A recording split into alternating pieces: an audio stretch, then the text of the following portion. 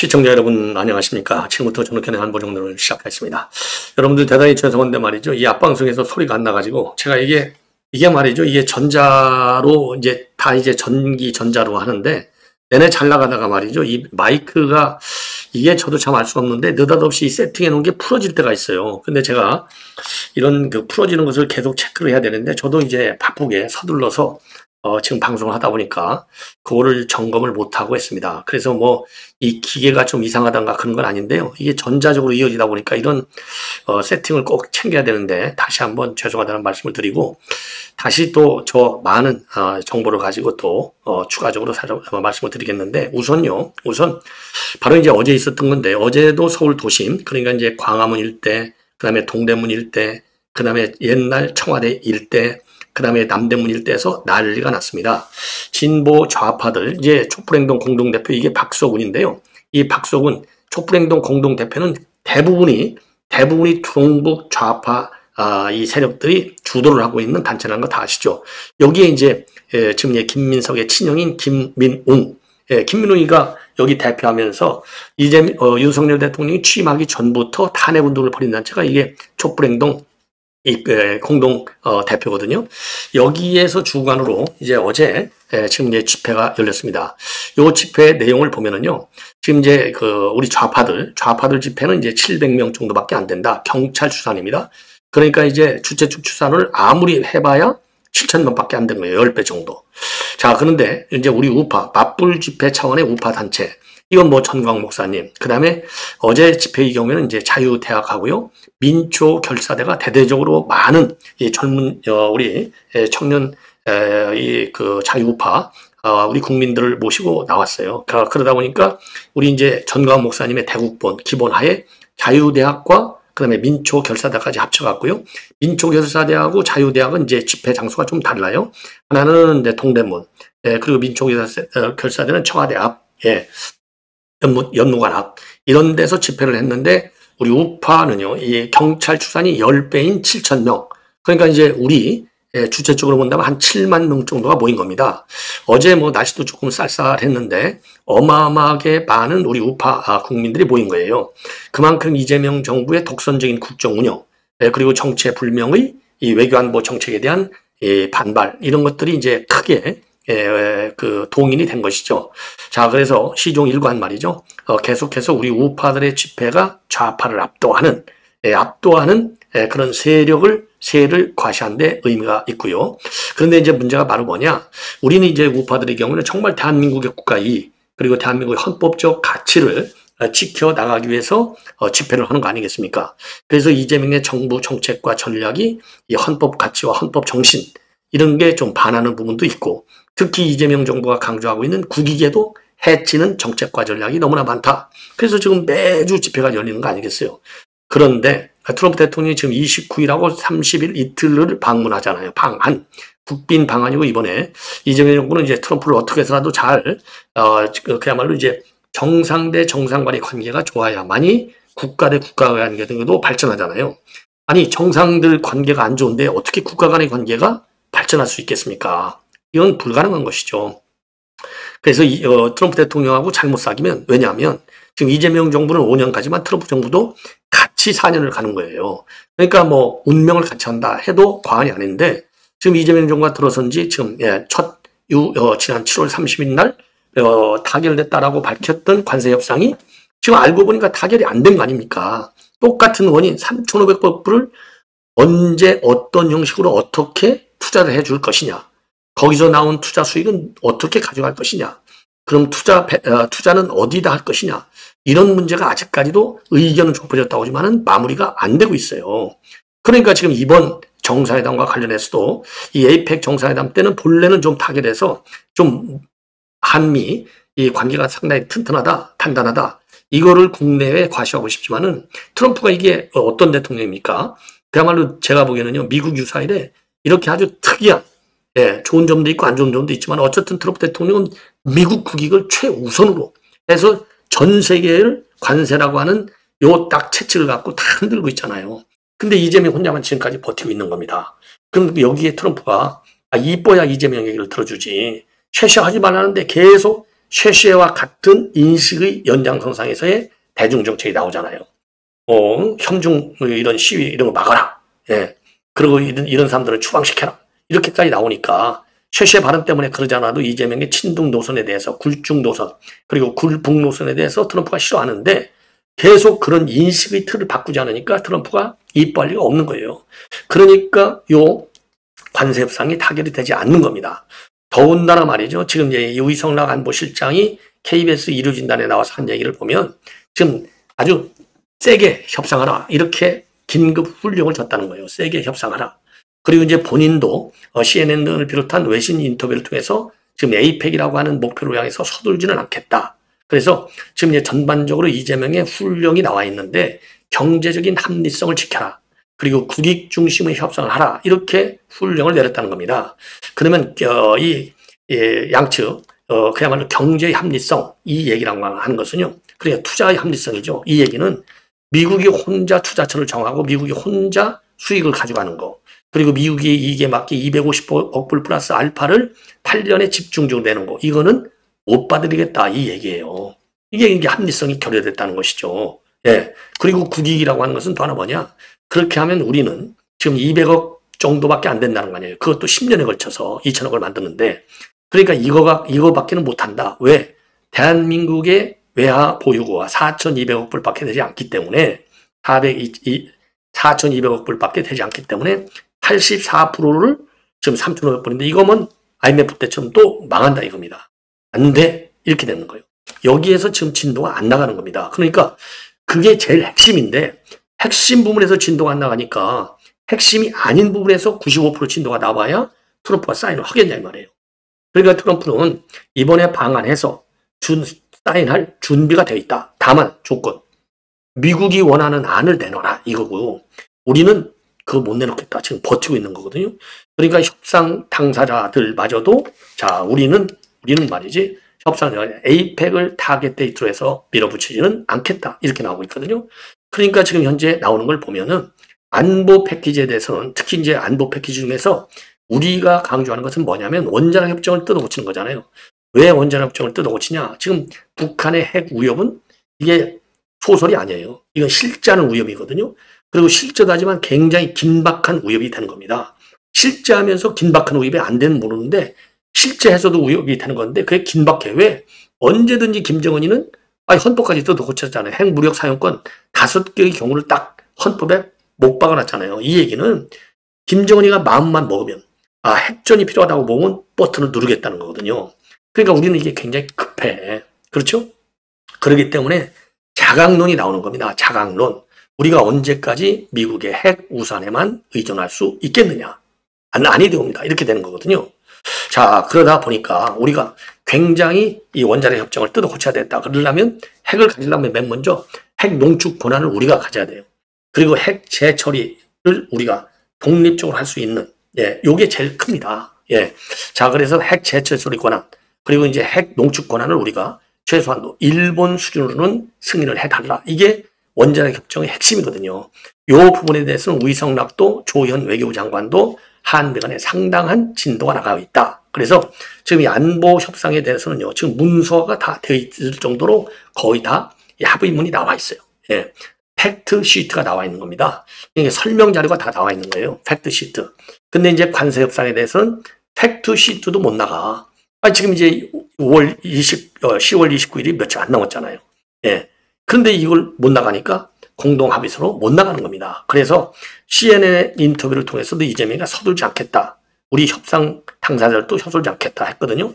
요 대로 나가는 겁니다. 그런데 아까 말씀드린 대로 요 진보 좌파들이 뭐냐. 트럼프 대통령 물러가라. 트럼프 대통령 관세 협상 받지 말라. 3,500억 불 투자를 처리하라. 이런 주장을 하는 거예요. 이거거든요. 지난 7월 말에 관세 협상 한참 나올 때 이 좌파들이 극좌파 또 현직 민주당 의원들이 국회에서 기자회견을 통해서 그리고 주한 미 대사관 앞에 가서 트럼프 대통령을 조폭이다. 그리고 트럼프 대통령 가면 씌우고 거기 칼로 찌르고 이거하고 똑같은 겁니다. 그러지 않아도 트럼프 대통령 입장에서는 그리고 트럼프 행정부 입장에서는 지금 이제 이재명의 굴중적 자세 이런 걸 가지고 굉장히 못마땅하잖아요. 왜? 지금 미국은 모든 외교 안보 역량을 총동원해가지고 중국을 견제하고 압박하는 것이 미국 국익의 제1목표예요. 미국 외교 안보의 제1목표야. 지금 21세기 중반전으로 지금 하반세기가 지나고 있는데 이 상황에서 지금부터 장기적으로 최소한도 2050년까지 중국을 견제하고 압박하고 통제하고 봉쇄하지 못하면 미국이 주도하는 전 세계의 단극적 극이 하나야 된다는 거예요. 양극은 안 돼. 쌍방체제 이거 인정을 못 하겠다는 겁니다. 미국은 절대적으로. 그래서 시진핑이가 지금 4년임까지 가려고 하는 이유는 2050년대 중국의 꿈, 중국몽을 실현하겠다는 거거든요. 2050년대 중국몽이라고 하는 것은 뭐냐? 중국이 세계를 지배하는 미국을 눌러서 제1의 자리로 올라가는 게 중국몽을 실현하는 거예요. 그래서 지금 중국은 그런 중국몽을 실현하는데 최고 어려운 점이 바로 뭐냐? 바로 해군력이 약한 거예요. 해양 진출로가 없는 거예요. 그래서 이 해양 진출로를 만들기 위해서 대한민국 서해도 먹으려고 서해 구조물을 설치하고 있고 동중국해, 남중국해에 암초 하나를 갖다가 거기에 이제 군사기지를 화시켜서 거기에 상설 함대 기지를 만든 겁니다. 이게 이제 어마어마한 목표예요. 그래서 중국은 항해 자유의 원칙에 따라서 이건 국제법에 확립된 원칙이잖아요. 그래서 이 남중국해, 동중국해 막아야 되고 서해에서 구조물을 설치하는 것도 미국도 막아야 되는 겁니다. 여기에 한국이 협조해 달라는 거예요. 예. 이런 거대한 외교 목표를 갖고 있는데 이재명이가 대만해 같은 거 그거 싸울 필요 없어. 셰셔나해. 이러니까 얼마나 못 믿냐 이거예요. 그런데 요 종북 좌파들까지도 민노총까지도 지금 현재 민노총이 이 현 정부의 대주주 중에 하나잖아요. 트럼프 대통령 방한을 앞두고 이렇게 난리를 치니 트럼프가 뭐가 이쁘겠냐고요. 뭐가 이쁘겠어. 안 이쁘죠 하나도. 이게 문제가 되는 거다. 이런 말씀을 드리는 겁니다. 굉장히 심각한 위기 국면에 와 있다. 그리고 이제 또 하나는 또 뭐냐. 지금 이재명이가 아까 이제 긴급 훈령을 그렇게 내렸고요. 그 다음에 이제 또 정청래도 지금 난리가 난 겁니다. 지금 부동산 때문에 지금 민주당이 코너로 몰리고 있잖아요. 그러다 보니까 이제 LTV도 70%로 올려라. 원인치로 올려라. 이렇게 돼 있잖아요. 그러니까 지금 이제 이 의총을 오늘 아침에 이제 정청래가 의총을 열었는데 의총에서 부동산 문제에 관해서는 개별 의원들이 발언을 하지 말아라. 이런 입장을 지금 명령을 내리고 있습니다. 오늘 비공개 토론회를 가졌어요. 자, 그 이유는 뭡니까? 예, 이거는 그만큼 여론 관리에 부담이 된다는 거죠. 얘기하면 할수록 욕먹으니까. 최근에 복귀한 의원이 15억짜리 서민들 여러분들은 안 거두는데 왜 난리야? 이런 얘기했고 그리고 이상경이가 집값이 떨어지면 사라. 그래서 역풍을 맞았잖아요. 그러니까 오늘 의총도 개별 의원들이 발언을 하지 말아라. 그리고 당은 한 발짝 물러서서 정부가 하는 일을 뒷받침하는 게 필요하다. 그래서 지금 발언하지 말라. 이렇게 명령까지 내놓은 상황입니다. 그러다 보니까 이 불리한 여론을 뒤집으려고 박수현이가 지금 뭐라고 하냐면 여야 의원들 전부 다 다주택 갭 투자 현황, 주택 보유 현황 전수조사를 하자. 이런 제안까지 하고 있는 상황이 되는 겁니다. 예. 그래서 지금 정국이 굉장히 불리하게 돌아가고 있고요. 그리고 이러한 와중에 지금 김건희 여사의 특검이 지금 또 사고를 쳤습니다. 김건희 여사 특검. 예. 그래서 또 난리가 난 겁니다. 김건희 여사 특검. 지금 그러지 않아도 이 민중기 특검이 김건희 여사가 투자한 요 태양광 주식회사, 이 최영광주를 사가지고 난리가 났었잖아요. 그런데 이번에는요, 지금 이제 그 김건희 여사 주가 조작 사건과 관련해서 핵심이 뭡니까? 지금 이제 이종호 블랙펄 인베스트먼트 대표의 조작 의혹이잖아요. 예, 조작 의혹. 그런데 지금 이제 특검에 파견되어 있는 한문혁 부장검사가 과거에 이 이종호하고 만나서 술자리를 같이 했다는 겁니다. 그래서 이게 논란이 되고 있어요. 예. 그래서 이제 오늘 이 한문혁 부장검사는 검찰로 지금 복귀시키는 결정을 내렸다. 이렇게 보고 있는데 이게 때가 언제냐? 지금 한문혁 부장검사는 서울중앙지검 소속이었던 2021년도에 이종호 대표하고 술자리에서 함께 찍은 사진을 특검에서 제보받았다는 겁니다. 자, 그래서 이게 이렇게 이제 사적으로 만난 사실이 나오니까 왜냐하면 이종호 전 대표가 이 사건 때문에 유죄가 인정돼서 지난 4월 달에 징역 2년에 집행유예 3년이 확정된 바 있습니다. 그래서 이 사진에는요, 이 한무혁하고 이종호를 포함해서 5명의 사진이 담겨 있어요. 그래서 가정집 거실로 보이는 곳에서 한 부장검사가 가운데 앉아있고 바로 뒤에는 이종호 대표가 엄지손가락을 치켜 세우고 있습니다. 그리고 이 동석자들은 의사 최모 씨, 정치권 인사, 연예인 지망생 등 최소 5명인 것으로 알려지고 있는 겁니다. 자, 그래서 여기에 이제 그래서 말이죠. 한명하고 이종호 대표는요, 식당에서 함께 식사를 한 뒤에 성동구에 있는 의사 이 최모 씨의 집으로 자리를 옮겨서 술자리를 이어갔다는 겁니다. 자, 그런데 여기에 대해서 말이죠. 이종호는 뭐라고 얘기했냐면은 당시 한 부장검사가 이종호의 정체를 알았다. 이런 입장이에요. 그래서 왜냐하면 이종호가 제가 이종호입니다. 라고 인사를 했다 하고 그리고 한 무역은 블랙펄이라고 묻기까지 했다. 그래서 맞다. 라고까지 했다는 겁니다. 자, 그래서 이제 그때 자리에서 일어나려고 했는데 주변 사람들이 말려서 식사가 계속됐고 그 당시 식사 메뉴는 한우였고 30만 원 정도 나온 밥값을 이종호 부장검사가 냈다는 겁니다. 자, 근데 여기에 대해서 말이죠. 여기에 대해서 지금 이 한무역은 뭐라고 했냐면 2021년 7월에 지인과의 식사 자리에 이종호가 우연하게 합석해서 함께 식사를 하게 됐는데 당시 이종호는 피의자가 아니었고 명함이나 연락처도 교환하지 않아서 도이치모터스 관련자라는 사실을 전혀 몰랐다. 그리고 이날 이후로 개인적으로 만난 사실이 없다. 그러면서요. 이종호는 그해 9월 달에 입건돼서 10월 말 구속이 됐다. 이렇게 얘기하고 본인의 밥값 10만 원은 직접 냈다고 주장을 하고 있는 겁니다. 자, 그러다 보니까 법조계가 지금 난리가 났습니다. 자, 한무역 부장검사가 향후 관련 수사에도 계속 참여한 것이 더 큰 문제다.